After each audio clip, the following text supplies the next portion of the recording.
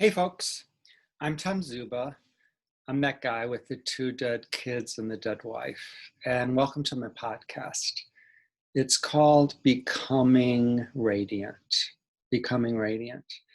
And tonight I'm excited. I'm going to introduce you to the fourth member of a really exciting new band called the Early Sixes. I had a conversation with my nephews, Sam and Danny Zuba. And then I had a conversation with what I called the lead singer, Matt. And tonight we're going to bring on the cello player, a cool guy by the name of Nate. I asked Nate what his favorite song on the album, their sophomore album called Navigate, is. And he said it's a song called The Way You Deserve to Be Loved. So I'm going to play it and I'm going to bring him on and we'll watch the expression on his face. This is Nate's favorite song on the CD.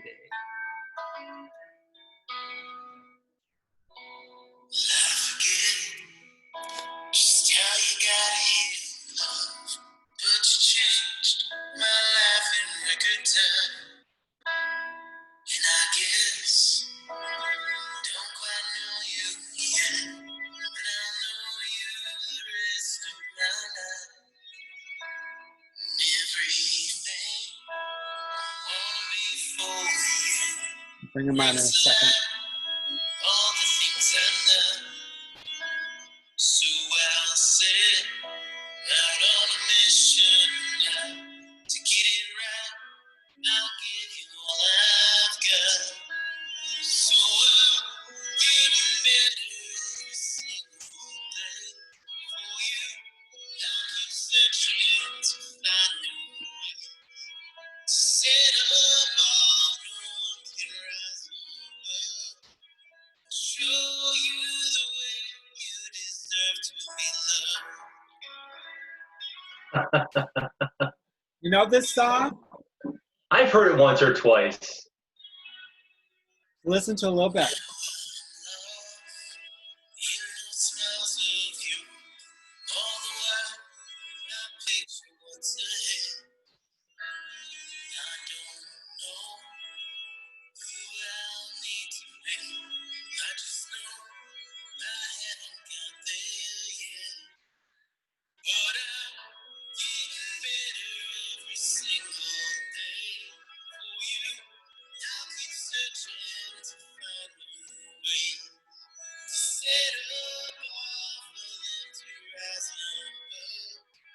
Show you the way you deserve to be loved.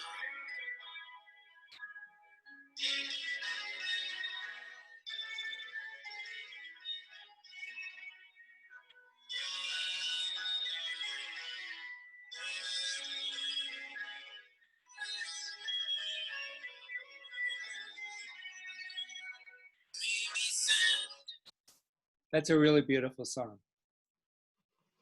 Thank you, Tom. Yeah, it's certainly my favorite on the album. I mean, there are others that I just love, but this one especially is very meaningful to me. The day that I recorded this, I had just found out that my aunt, my dad's only sister, had passed away the night before. And going into that recording session, I was just overwhelmed with emotion and certainly feeling a deep pain and a deep loss for my aunt, and especially for my dad as well. This is his only sibling. His parents had passed years ago, even before I was born, in fact. So this was his last remaining family member outside of his immediate family. So it was a really tough time. I don't often see my dad cry, and this was one of those moments where he was weeping very openly, and we just had very good conversations that morning. And then that evening, I recorded that song, and all of that emotion and that pain ended up in this song. I really drew from that, and I think that's one of the reasons I really enjoy this song so much, because I can feel and I can hear my own angst and my own pain in that song, even though it's not a painful song. It's actually a very beautiful song that Matt wrote for his daughter, but it has a different meaning for me. When I hear that song, I think about my aunt, and I think about how she deserves to be loved. Tell us your answer. Aunt Carol Brown. So one of the things that I love about the album is that each one of the songs, I think, has multi-leveled meanings.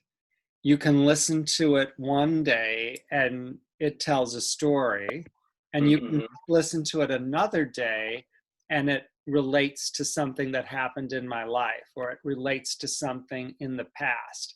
To me, it reminds me of albums that I would listen to in the 70s and in the 80s with a bunch of friends. We would sit down, we would all have the lyrics, we would listen to the song, and then we would discuss it. It's like, what do you think they meant? What does that mean? So it was more than just listening to a song. It was a shared experience. And I shared that. I told the folks before I brought you on that I've already had a conversation with my nephews, Danny and Sam, who I know obviously really, really well. I've had a conversation with Matt. I refer to him as the lead singer. It was interesting because he really, really backed away from that title of lead singer. I thought that was fascinating. And what everybody said is that the real musician, the trained musician in the band, the early Sixes, is Nate.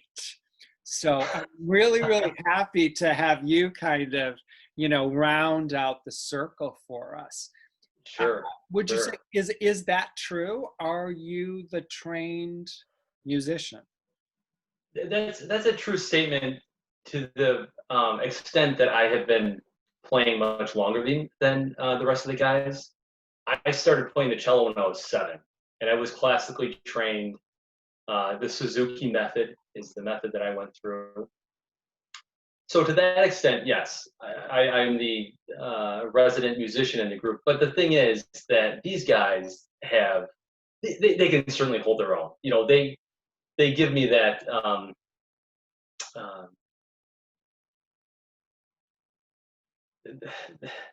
they give me that title or that credence, but in reality, they are all musicians unto their own.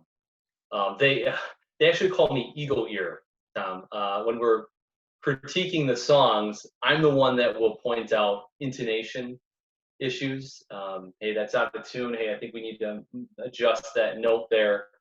At certain points, it certainly gets on their nerves. I know that I'm so particular, but that's one of the things I think I bring to the band is in making us that much better is critiquing the intonation. So, yeah, so that's one of my roles in the band. But I was classically trained Suzuki method. I trained under Walter Prusel, who is in the Chicago Lyric Opera. He's been in the Lyric Opera since 1988, if I'm not mistaken. And he is the principal cellist for the Lyric Opera. I trained under Wally Prusel, that's why I called him Wally. And then in college, I trained under Mike Beard, who is both the orchestra conductor and a professor at Rock Valley College, and then also more recently, he is the choral director at Rockford College. Which is now Rockford University. What is it called now, Tom? Rockford University. Oh, it's a university now. Oh, I apologize, Rockford University coming up in the world. Yes. So yeah, he's the choral director over there. So, Nate, for those of us that aren't musicians, you use the word intonation. I don't know what that means. Yeah. So intonation is the accuracy of pitch in playing or singing. So if a note is just slightly off, especially on a string instrument, for instance, a cello, you can play a note that is just slightly off to the point that it's not really truly a note. It's not anything. It's not even just flat. It's just an off note. And I was not born with perfect pitch, but I have a trained ear. I wouldn't say that I have perfect pitch, but I do have a trained ear. And those off notes, I pick up on them very quickly. So that's when I'm talking about intonation. I'm talking about like an off note, off on pitch, in either voice or string. So you have 4 band members. The band is called the Early Sixes. You're the only band member that reads music. Yeah, that is true, Tom. However, I don't read music. I have music sitting behind me. I do read music, but I don't for our band. In fact, it's all improvised. It's improvised to the point that I will then repeat it over and over again as we play it. But that's actually one of my favorite things to do, and that's one of the things that I learned through the Suzuki method. I didn't even realize it growing up. So I started playing the cello when I was 7. And I was in orchestra my entire life. Probably I was 8 when I joined the McHenry County Youth Orchestra, and then in high school I was in the Rockford Symphony Youth Orchestra. Actually, Mike Beard was also the orchestra conductor for that orchestra. And then I was in orchestra in college, and then after that I was in orchestra in Chicago, the citywide Chicago Symphony Orchestra. So yeah, certainly I can read music, but the thing that I really enjoy most about playing the cello as an adult is improvisation. It's so much more enjoyable to create music, especially in this band. When we get together, we are just in the moment, and that's one of the things that's just most fun about it, is just being present with each other.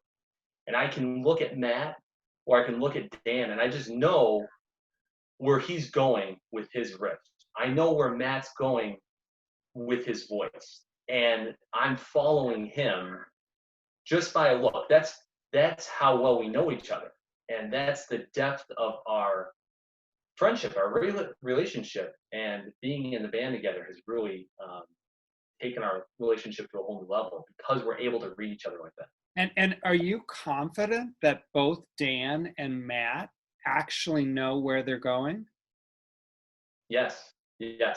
Okay. When we first started playing, I don't know that I would answer that question so confidently, but yes, over the years that we've been playing together, yes, these guys have grown exponentially as musicians, and I trust their judgment. And it was especially interesting recording this album remotely, because I don't think if we didn't have such a strong relationship, if we hadn't played together for so many years prior, I don't know that we could have been as in sync with each other recording this remotely. But yes, to answer your question, yes, I do.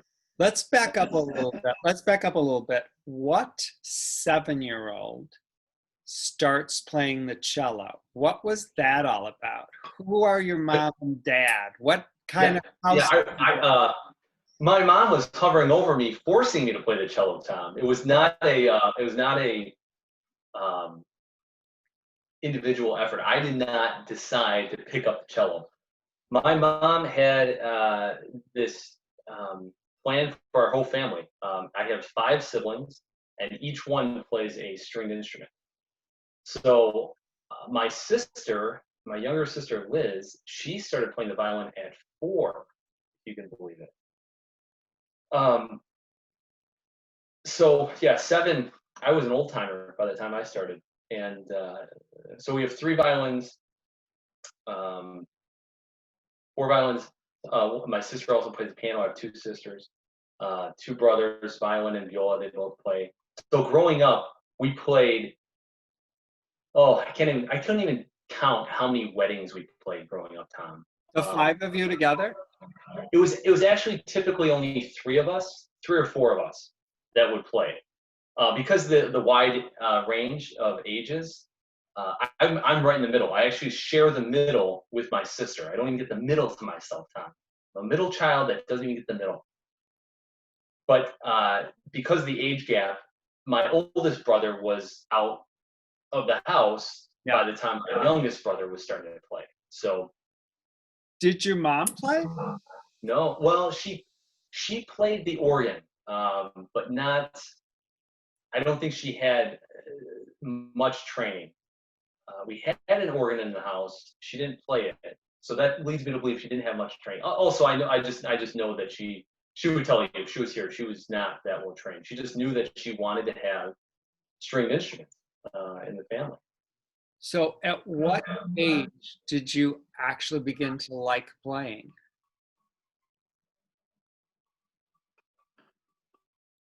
I don't think it was until college. I don't think it was until college. Yeah. So why didn't you quit? I couldn't. My mom would not let me. We practiced daily, 30 minutes every day, lessons every week. We lived in Harvard at the time, and would drive to Schaumburg to the Prussel's house. Stephanie Prussel and Walter Prussel. Stephanie taught my siblings violin, and I was taught by Walter or Wally the cello. So it was a weekly thing. Every Thursday, it was a whole day affair. We'd go out there, and then we had orchestra on Saturdays, and practicing every day. When you were in high school, what did you think she would do to you if you all of a sudden said, "I don't want to do this anymore"? The thing is, Tom, I know I said that. I know all of my siblings said that at one point or another. I'm done playing. It was not an option. It was not an option. I don't recall exactly. There weren't any threats or anything like that, but there was no question that we were playing instruments. We were playing musical instruments. So what shifted in college? Why did you all of a sudden start to like it? I figured out how to improvise. Okay. And I started playing. I started playing with Sarah Kelly. Sarah Kelly is a Rockford native. She's Grammy nominated. And in fact, I played on her first Grammy nominated album, "Take Me Away," which was nominated in 2005. So that's where I really honed my ability to improvise, and it made it a whole lot more fun than just sight reading music. I still enjoy orchestra, but it's a completely different intensity of playing. So, because as I was describing before, you're much more in sync and much more relying on your bandmates to know where you're going and to follow along and to create music in that moment. So did you move from Harvard to Rockford? Harvard to Poplar Grove. So I was 15 or 16 when we moved from Harvard to Poplar Grove, and so outskirts of Rockford. And so my my whole life moved to the Rockford area, which was that was a pivotal moment for me. I had to learn how to meet new people, and it was difficult. It was very difficult to leave behind friends, which it wasn't an exceptionally huge distance, but it was to the point that I was not seeing my friends on a regular basis from Harvard and Woodstock. And so I had to create new friends. I had to meet new people. And out of that new beginning, I ended up meeting Dan. Dan and I met in high school, but we really didn't become close until college. We went to Rock Valley for a couple years together, and those years developed our relationship. I mean, we are so much closer now. Through the years, we have just grown. Our relationship has grown. But that was the time that I met Dan, and I met Sam as well. Sam was a youngster when I met him. He was a young kid. Where did you go to high school? I was homeschooled. I was actually homeschooled from kindergarten through high school. I'm what's known as a pure blood homeschooler. That is a self-described. That is a title that I've given myself. In fact, I'm the only one in my family, Tom, that has been homeschooled throughout. I don't know you that well, but I actually like you, so that's a big surprise. I know. So I like to think how'd you meet Dan then? I met Dan at Cross Current, which was a youth group at First Assembly of God. Dan went to Christian Life. I knew a couple of mutual friends, or we had a couple of mutual friends, and that's how I got connected with Dan. But yeah, it wasn't maybe senior year of high school, but it wasn't really until college, our freshman and sophomore year of college, that we really developed that friendship. So did your mom pack you all in the car and bring you to Cross Currents? At that point, I was driving, so I would drive myself. And then you went to Rock Valley for 2 years? Went to Rock Valley for 2 years and then transferred to DePaul University. In fact, so that's where Matt and I met. Matt and I met at DePaul. We were in the same fraternity, Phi Kappa Psi. Michelle Branning, Matt's wife, I've known since high school as well. So Michelle went to school with Dan. Michelle and I were very close, are still very close, but we were very close. She and I and our friend Nolan transferred from Rock Valley to DePaul together. So the three of us went in as juniors at DePaul. Met Matt and introduced Matt to Michelle. So without Nolan and myself, there'd be no Michelle and Matt. Is Michelle musical? No, I don't think so. And I don't mean to say that. I don't think so. I think Michelle would say no. She was not. I think she played flute.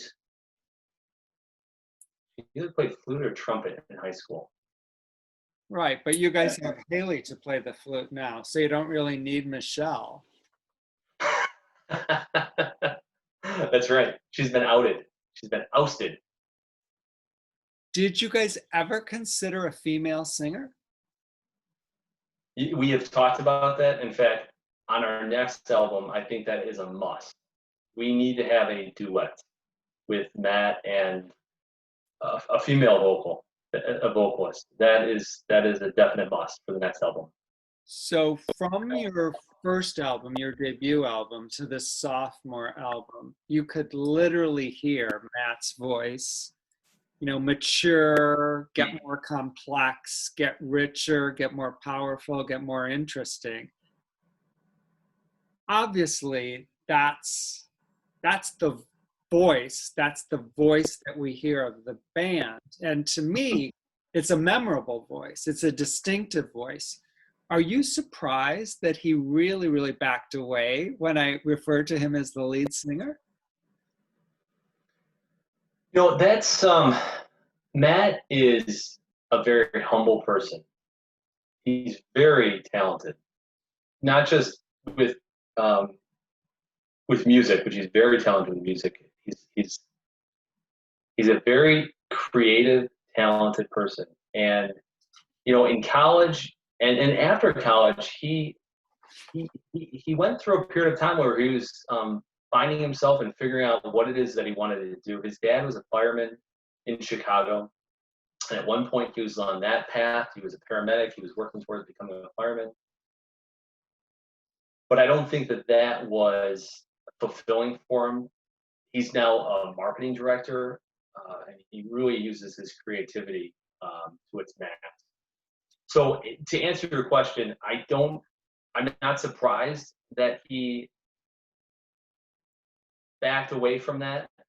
I mean, it's a fact, right? There's no one else really sing. Sam does sing on a couple of songs back up, but I mean, he is certainly the lead vocalist, and he certainly is the leader of our band as well. I'll tell you what, if there was no Matt in this band, I don't think this band would exist. Certainly not to the level that it has gotten to. He's the one that certainly pushes us to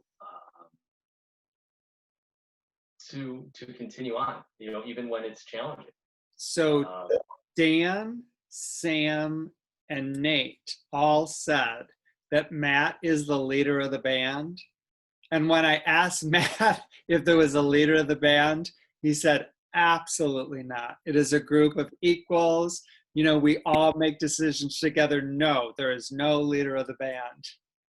well, that piece of it is true. When it comes to collaborating and making decisions, we do make those decisions together. And that was one of the most fun things about this album was collaborating on every little piece of it. And even when we were all in the same state and could drive over to Matt's house where we had our studio, it wasn't nearly as collaborative as this album was. I mean, we were on the phone, and we still are, every day, texting, calling, listening to bits of music from the album, different sections of the song over and over again to perfect it and get it right. And we're critiquing each other's music, or critiquing our own, and making modifications. And sometimes we threw out tracks completely to say, hey, you know what, I think we can do this better, or I think we should go in a different direction.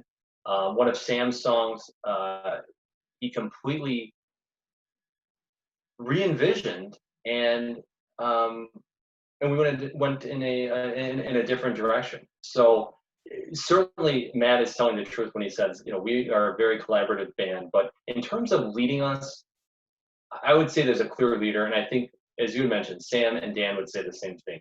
Matt is definitely our leader of the band, not just vocally, but he's the one that really pushes us to that next level.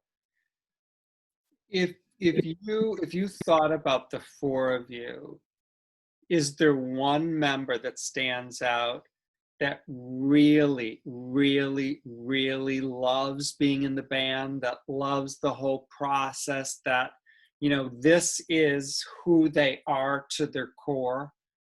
Mm.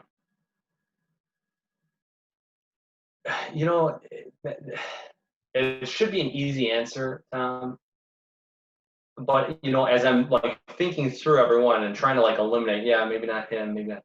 Like, no, I think all of us are so passionate about the music and what we have as friends. And that's the biggest thing for us. This band was formed out of friendship. And it was really there was no lofty goals of where we were going to take this music or take this band. It started out very humbly, and over the years, it has developed and gotten to the point where it's at now. But I think everyone is just as passionate about what we have, and we really do treasure that. It's the guys wrote some really nice notes. In fact, I need to add to this. But each Dan, Sam, and Matt,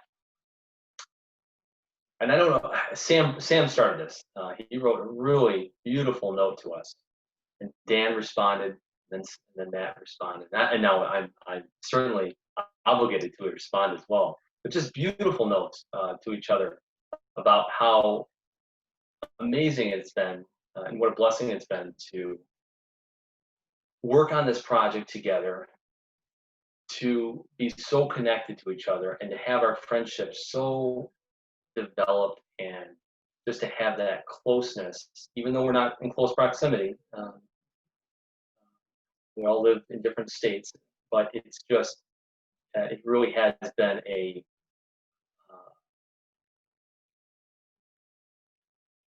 just a blessing to have each one of these guys in our lives.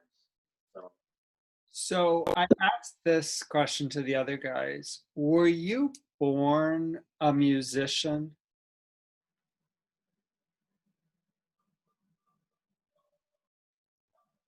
That's tough. That's tough for me, Tom, because I started playing from such a young age. But It's tough but to you separate played, that out. So you played because your mom forced you to play. yeah, yeah, you're absolutely right. I would say yes, but it's difficult to say what I would be without music. At one point, my parents made the conscious decision for us. It's going to be music over sports.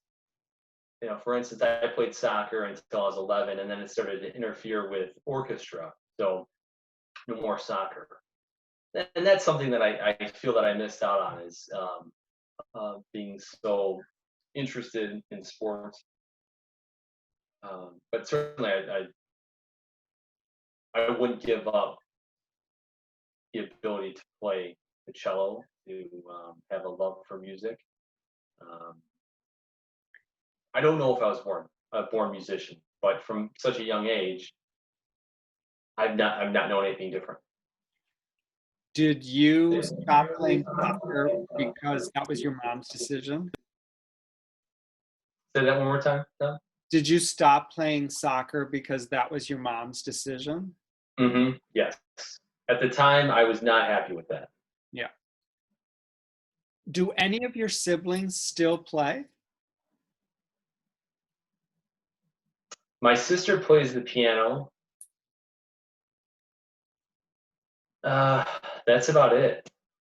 I don't know that she plays all that much either. I'm the only one that has really kept up with it.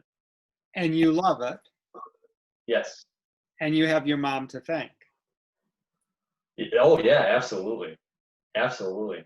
Is she proud of you? Yes.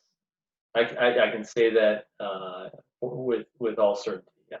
So in a way, are you maybe living out a fantasy of hers? Oh, that's interesting. Yes. I would definitely. So Yeah.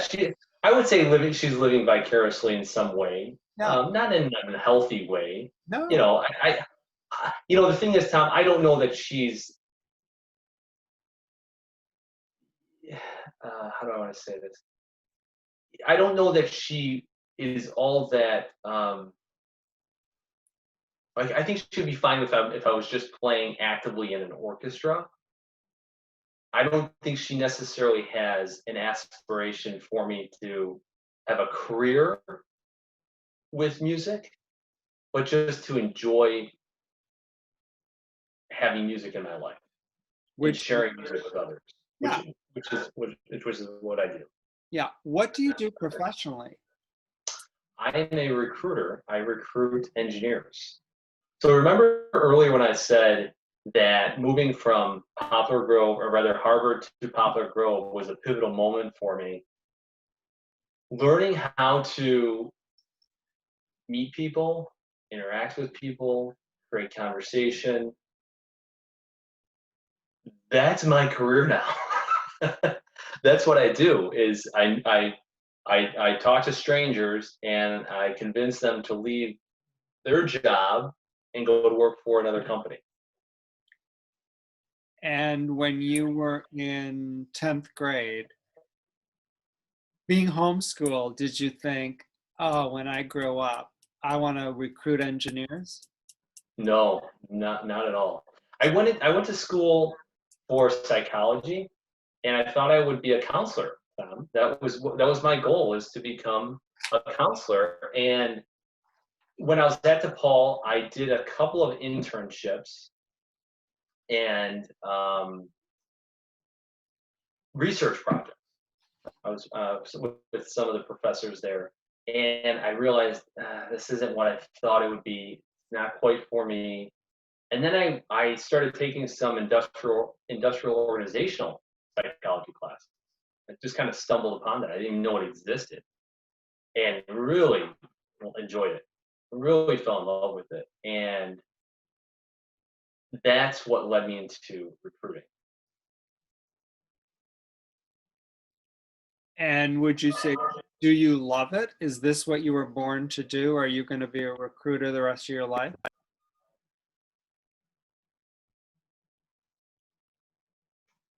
I do enjoy certainly parts of it. You know, every job has its ups and downs, but yeah, I certainly do enjoy it. Yes. So, are you actually involved with the writing of the lyrics for any of the songs? No, on this album I'm not, and that's probably if I had a regret on the album, that's a regret of mine that I didn't get a song ready for the album. You know, the thing is, we actually had more songs that we cut and we'll put onto the next album. This was a running discussion as to how many songs we were going to have on this album, and we decided on 10. And so there are songs that will be put on the next album. But yeah, I did not get a song ready for this album. That's if there's a regret, that's one that I have. Would the actual music for each song be what it is without your input? No, but I could say that for all of us. You know, going back to what we were talking about, how collaborative the album was. I think everyone would say it was necessary for everyone's input to get to the point that we ended with. So you guys must really, really trust each other. Yes. So the first single is Chase the Sun. It came out September 4th. I have listened to it probably 125 times. I take my dog out walking every morning, and we literally are chasing the sun. The sun rises here in Illinois at about, I don't know, 7:14 now. So we are sure that we are out as the sun's coming up. How did Tom, you are almost certainly our biggest fan. I am your biggest fan. I am your biggest fan. It's evident. I love, love, love your CD. Your CD reminds me of who I was in my 20s and in my 30s, but the words and the messages and the phrases are not only who I am at 63, but who I want to be over the next 10 years. I literally want to spend the rest of my life chasing the sun. Mm. Yes, yes, yes. I mean, Matt moved west. I moved west, not once, but twice. When I was in my 20s.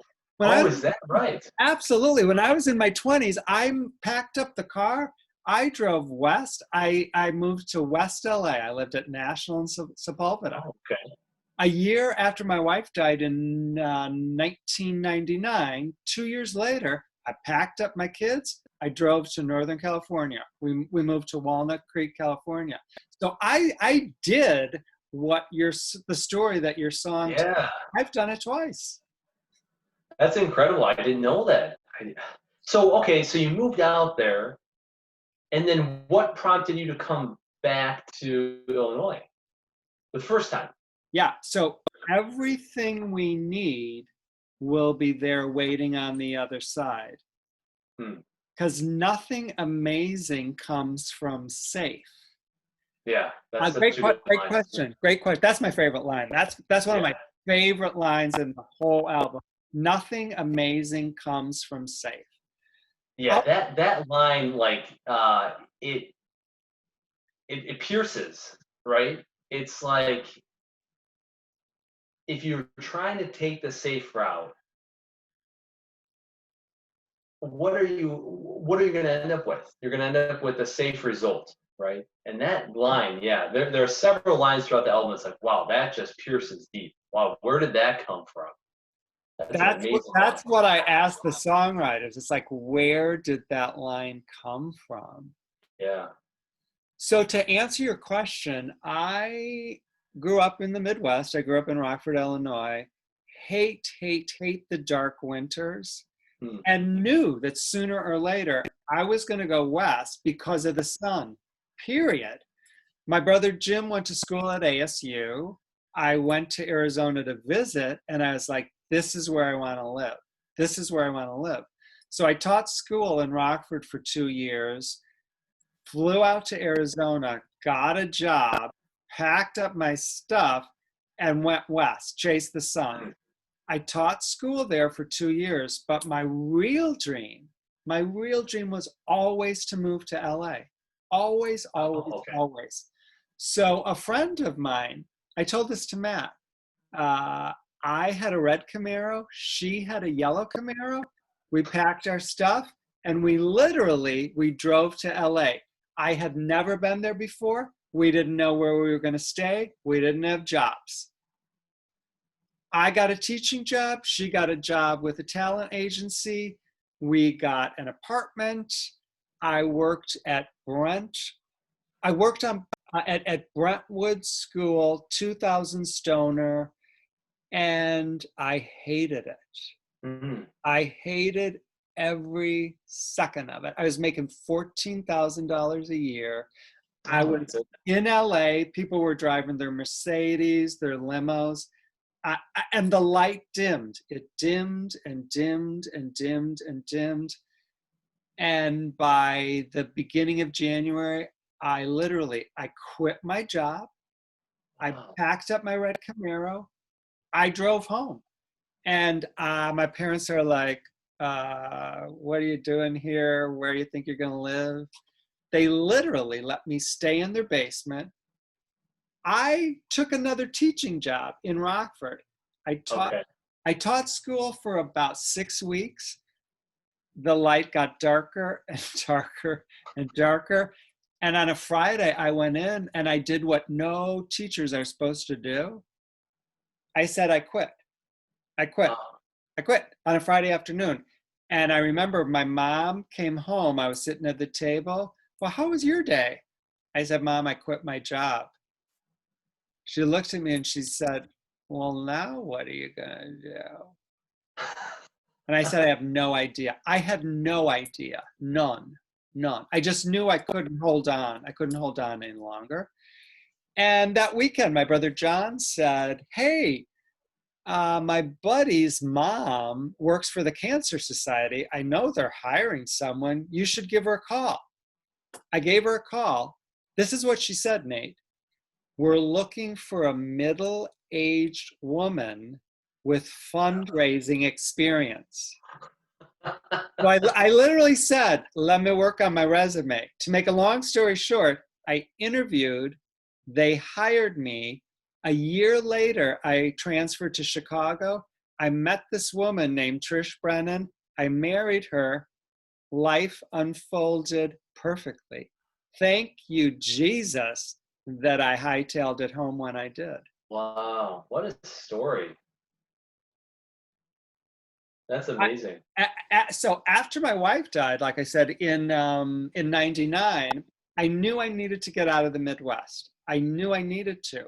So I chased the sun. I had already done Southern California, so I chased it to Northern California.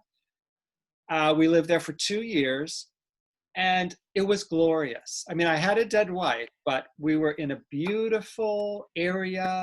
We went to the beach, we went hiking. The people there embraced us.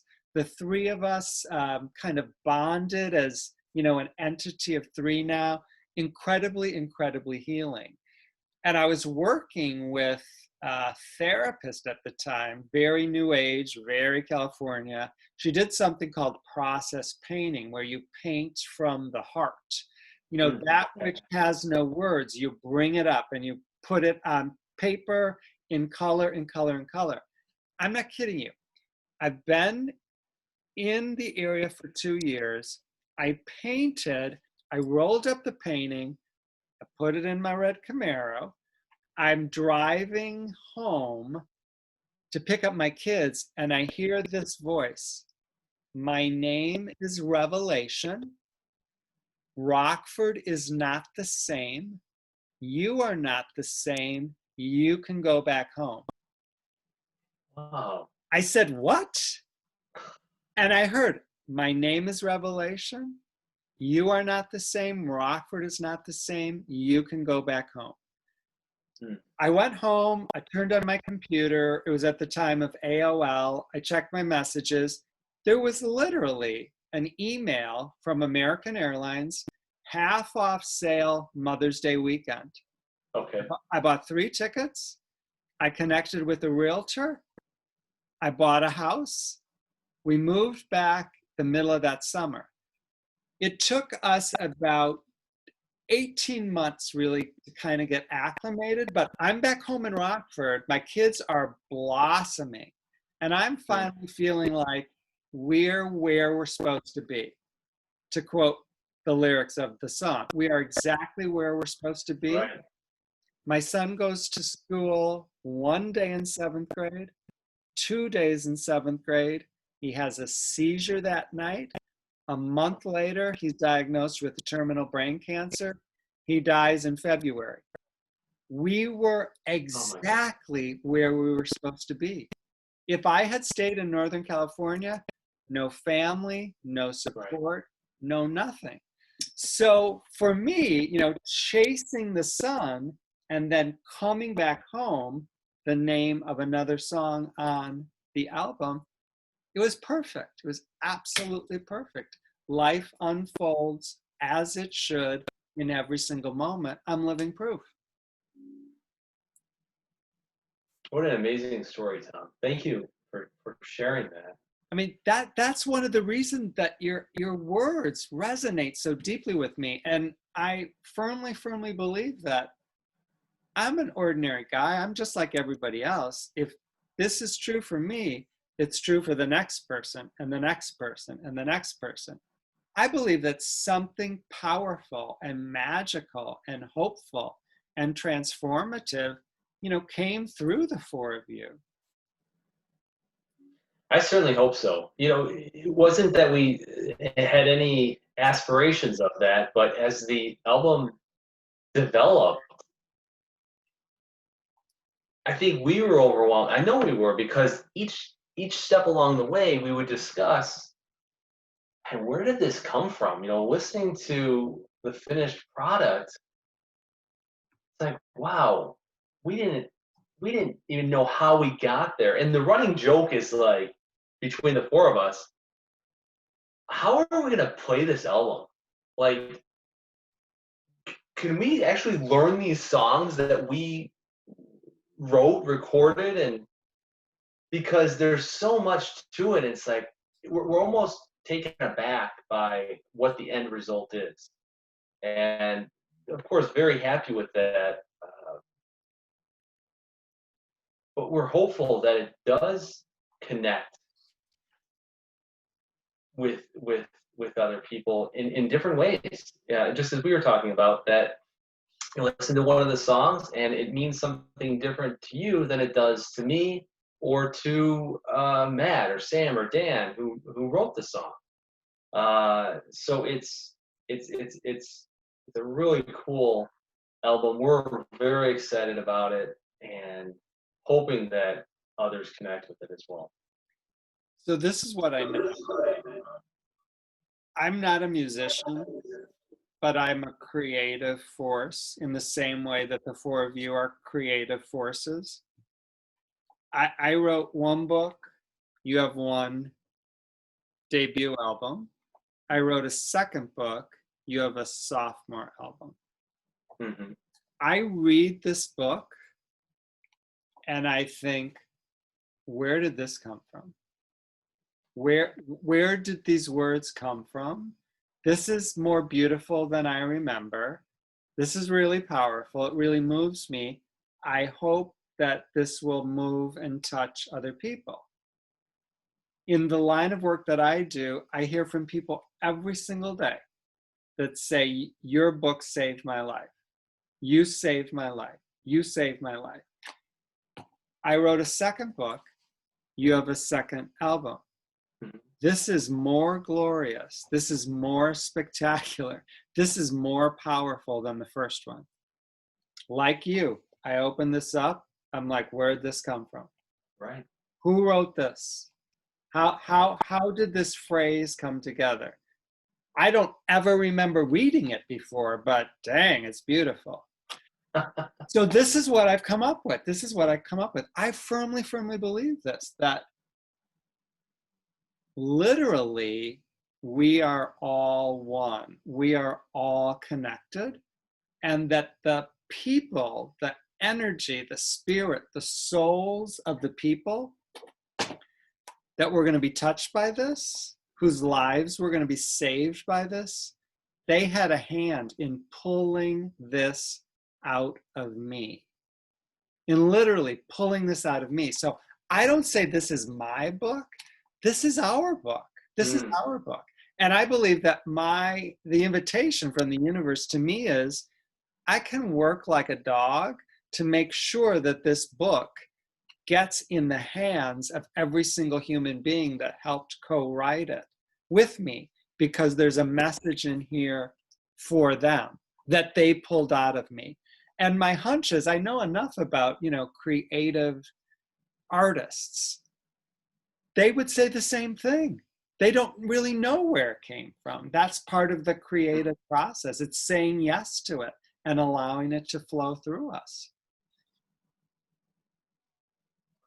Tom, I was hoping to, when we spoke last Wednesday, I ordered your books that night. And for some reason, they have not arrived yet. I ordered them through Amazon.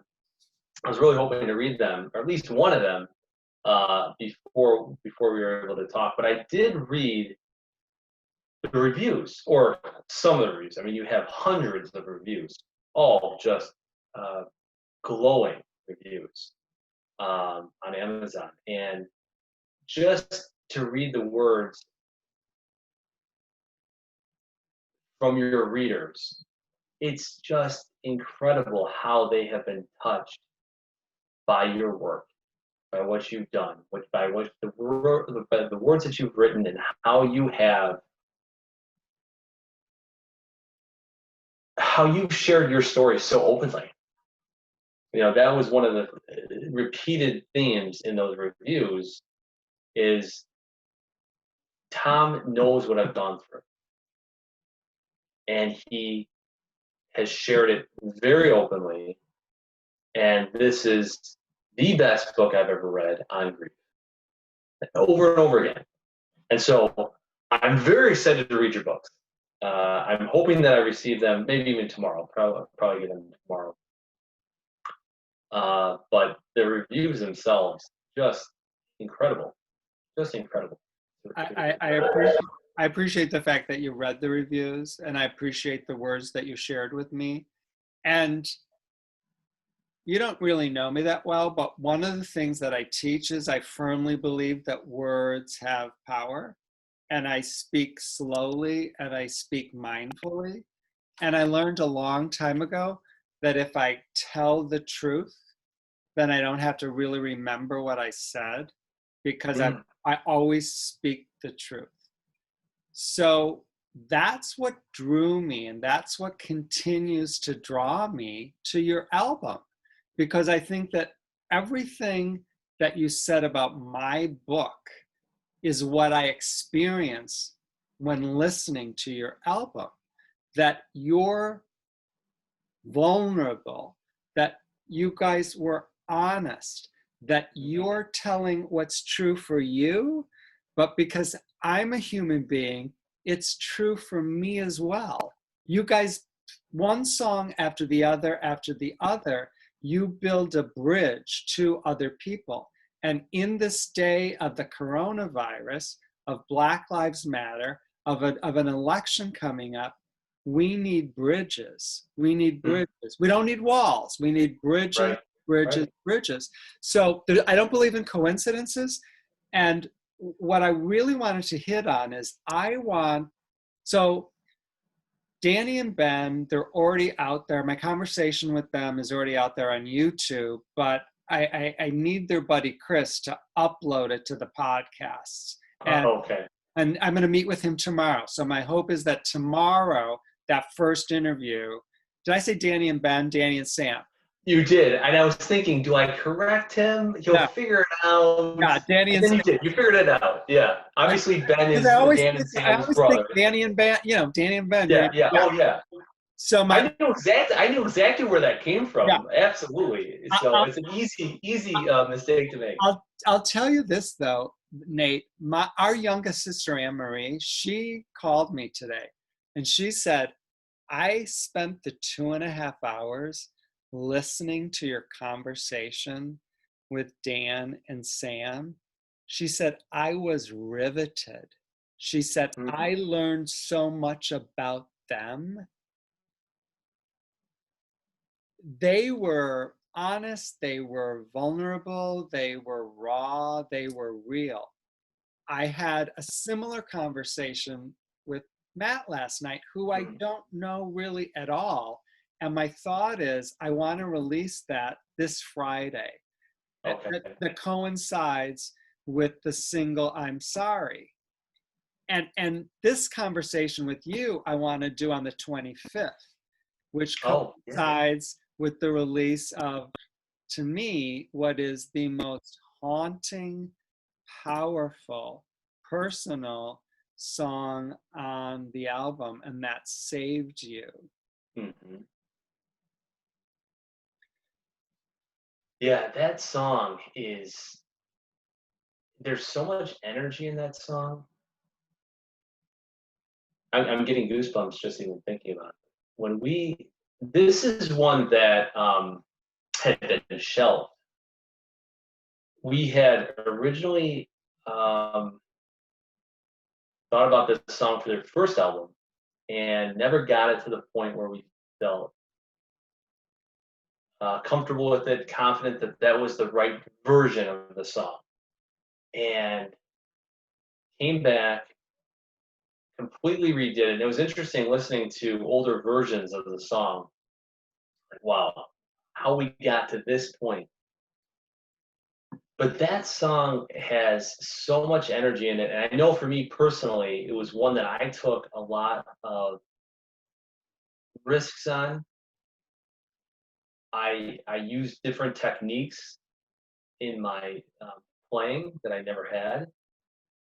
In order to create an uneasiness in this song. It's really what we are going for. This it's almost unstable to create this emotion of pain and guilt, shame, um, wanting to do everything you can to save this person, and in the end, failing. You know, what could I have done differently? I thought I could save. And so that, yeah, that song is very powerful, very powerful song. And it's memorable. It's memorable. I mean, the first couple of notes, it's like, oh yes, here we are. Here we are. Here we are. It's haunting. It's beautiful. It's magnetic. It's mesmerizing to me. Well, thank you, Tom. Thank you for that. And that's a great idea to release this podcast. I guess it's not just a podcast since we have video, right? On the 25th when that comes out, that would be fantastic. Yeah. That would be just great. So, in that brief introductory conversation that I had with you guys, I mean, I'm 63. I have a really, really clear vision about what I want to create for the rest of my life. I know exactly why I came to the planet. I'm doing exactly what I'm supposed to do. I have 2 dead kids and a dead wife. I'm so grateful I never killed myself. I mean, I thought about it many, many times. I'm glad I didn't do it. And the intention that I set through my social media outlets is to have 1 million followers in 12 months. And I've connected with this buddy of Dan's, Chris. I call him CW. And he's the guy that believes he can take me to 1 million followers in less than 12 months. So it's the combined energy of the two of us. We believe it's going to happen. We have the vision. We're mapping out the action steps. It will happen. That's how powerful we are as human beings. So it's interesting because you said that this is a labor of love, the energy between the four of you, the friendship, the relationship, the product, love, love, love, grateful, grateful, grateful, grateful. And you said we have no lofty goals. We have no lofty goals for the album itself. And I believe, this is me, I believe the universe will respond in kind. If you have no lofty goals, no lofty goals will be met. Which, may be fine. Perfect. We're glad we did it. We'll put it out there. If a couple people listen to it, cool. From our conversation last week, Tom, and when you had introduced these thoughts to us, that I think you guys are thinking too small. We've had subsequent conversations, the four of us, and perhaps we are thinking too narrowly, too small. I think the same intention applies, but in terms of creating a meaningful album that will touch lives. But maybe we are thinking about it on a smaller scale when, in fact, we should be thinking about this. Hey, this could be a much bigger deal for us than we had anticipated, or a much bigger scope, is what I mean to say, that it would touch more lives than we had thought it would. So we're trying to wrap our heads around that. It's because we certainly see your point, and it's not something that we had given great consideration to. We all have separate careers. We all have families. Three of us have kids at different varying stages of life, or ages rather. And so, beyond recording the album, we hadn't given much thought to, where could this go? And so it's something now that we're talking more about and discussing and really giving serious thought to. I believe that life is always the teacher. Life is always the teacher. So your first album, how would you describe the reach of that? How many likes did you get? How many lives did that first album touch? Yeah, so we have just under 100,000 streams for that first album, which honestly, frankly, it was much more than we anticipated. And we're not exactly certain how we got to that point. It's kind of nuts to think that even that first album reached that many people. But yeah, about 100,000 streams across the various streaming platforms. So life has changed since then, and there's this thing called the pandemic, and that could be a plus for musicians like you, or that could be a negative. My hunch is it's probably a plus. People have more, free, unstructured time. My hunch is they're searching for music. So if you respond post release of the album Navigate on October 9th, if your response to this is the same as your response to the first, we could predict that you'll probably get 100,000 again. And maybe that's cool. Hey, We hit the 100,000 mark again. Success.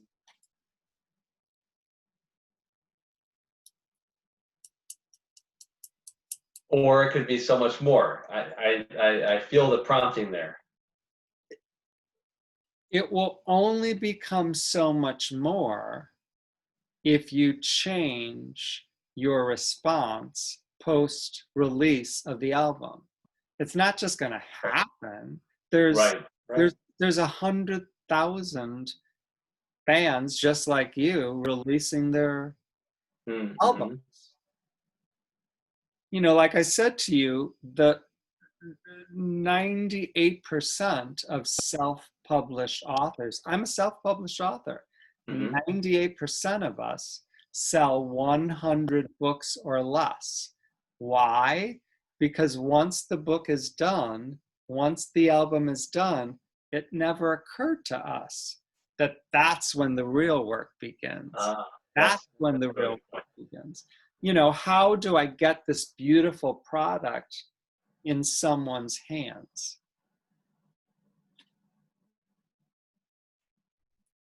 That's a really good point, Tom. So to me, it goes back to, I know what my goal for this book is. Every single human being on the planet that is living with the death of someone they love, I want this in their hands. It's a lofty goal. Do I believe it's possible? You bet I do. I've heard from people in Antarctica, in South Africa, in India, in the Netherlands, in Germany, in all over the world. Your book touched my life. You saved my life. Cool. I'm moving in the right direction. Absolutely. So I think with any of us that are creators, once the creation is finished, we are invited to consider what next? You know, what next? Am I content keeping the creation, you know, right over here so I can look at it? Or was part of it to share the creation with the widest audience possible? Right. I think that's the exciting invitation. And there's not a right answer and there's not a wrong answer. You know, like you said, everyone has lives. 3 of you have kids. You all have jobs. Success. You already created a beautiful, beautiful, beautiful album. Success. Well, yeah. Thank you, Tom. You're absolutely right. We may be limiting ourselves, and you know, to your point, if we just leave it as is, the same result will take place as the first album. You know, limited. 98% of human beings limit themselves by the beliefs that they choose to hold.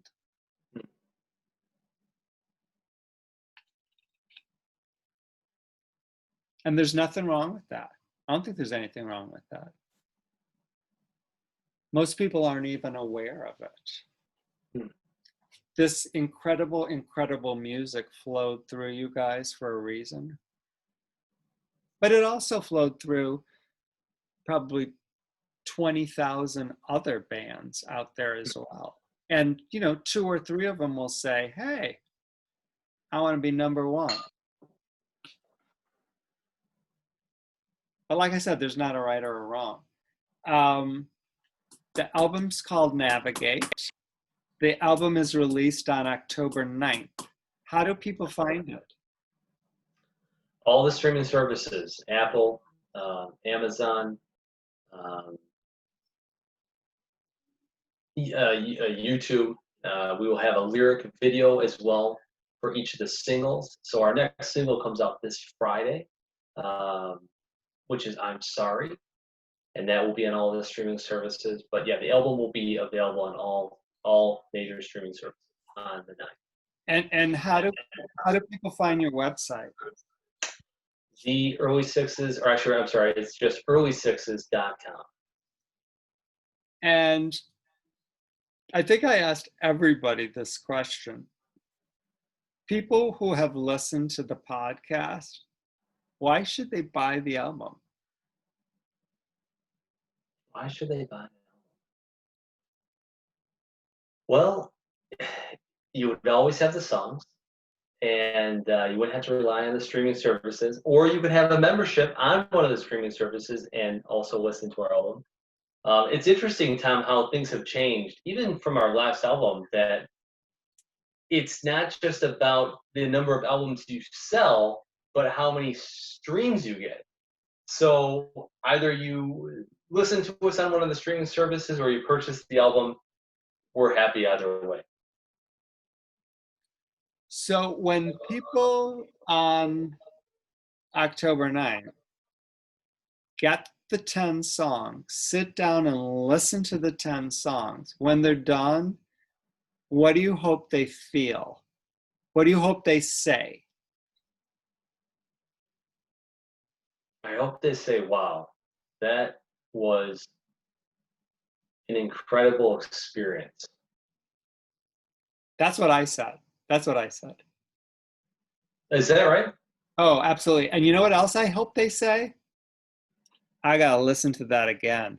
Yeah. And I've got to tell my friends. And where do I get the lyrics? Because I want to sit and listen to the song with the lyrics and the lyrics and the lyrics. So go to the website. The lyric videos, especially for all the singles, that spells out very clearly, line by line. That's a great way to go through the lyrics. And I'm the same way. I like to read through the lyrics of songs. Sometimes I miss something or I mishear something, and that's a great way to go through the song and listen to the lyrics. The lyric videos that we're putting out. This is what I think is going to happen, and I shared a little bit about this with you. After people listen to it maybe 2 or 3 times, they are going to want to know who the 4 of you are. They're going to want to know who pulled these lyrics. Where did these lyrics come from? What's the story behind this? Where did this come from? So if I were you guys, I'd be prepared for that. Good point. Very good point. I appreciate your time. It was phenomenal getting to know you more. I can't say this enough. I love your album. I wish you the best success. I hope, you know what I hope? I hope 1 million people listen to it. I hope 1 million people listen to it. What are your final thoughts? What's your final message to anyone that's listening? Well, first off, Tom, I want to thank you for your time. You have been just an incredible inspiration for us. You and I don't know each other all that well, but I feel like your nephews are my family. So in a way, I feel like you are family as well. And I feel like that we've had that comfort level as well going into the conversation, having not known each other very long, but still having that comfort level almost as we are family.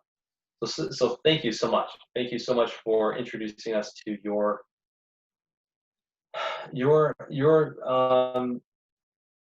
people, to the followers of your podcast. What a generous offering to do that. Thank you so much. And that has just meant the world to us. I know for Dan and Sam especially, for their uncle to feel and be so overtly proud of their accomplishments has meant the world to them. It really has. And so thank you, Tom. Thank you for that. I hope the album is as meaningful to your listeners as it is to us, as it is to you. And thank you for having me on. I would love to talk with you again, and hope to do so very soon. You're welcome. You're welcome. You're welcome. I want to make this really clear. I work with broken people. I work with broken people all over the world. The people that I work with don't believe that hope is possible. They don't believe that joy is possible. They 98% of them have considered killing themselves, because when someone we love dies, your dad has firsthand experience with this recently, connected with the song that we talked about at the opening of the podcast. When someone we love dearly dies, we're shattered. We're shattered, and we don't believe that that sun that we're chasing is going to appear again. That's just the way that it is. So part of what I'm trying to do is paint a different picture for people, to say that wherever you are, wherever you find yourself in your life, particularly in this age of the coronavirus, do not give up. Take the next step. Take the next step. And there are so many direct messages in this incredible album that you guys created, that you literally helped me paint a picture of hope and of possibility and of a joyful, radiant life. I believe that that's what you guys created for yourselves during the pandemic. You know, you didn't go in your closet and drink and pop, pills. You said yes to life as it was. You maximized the way you could connect using social media. You guys got closer to each other. You listened to the voice. You created a masterpiece. You're a living example in your own ways of what's possible when we say yes to life, when we shift our perception, and when we step into the possibility of radiance, of being radiant. So yes, I'm happy to offer you what I have to offer. And I'm grateful that you offered the world what you guys have to offer. So it's a win-win-win-win. Absolutely. Well, thank you again, Tom, and thank you to your tribe. That's the word I was trying to think of earlier. Your followers are your tribe. That's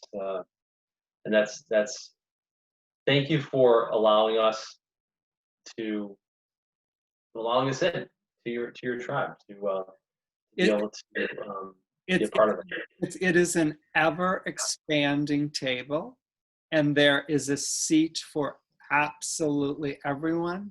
The four of you are welcome anytime. Well, thank you very much, Tom. You're welcome. I'll talk to you soon.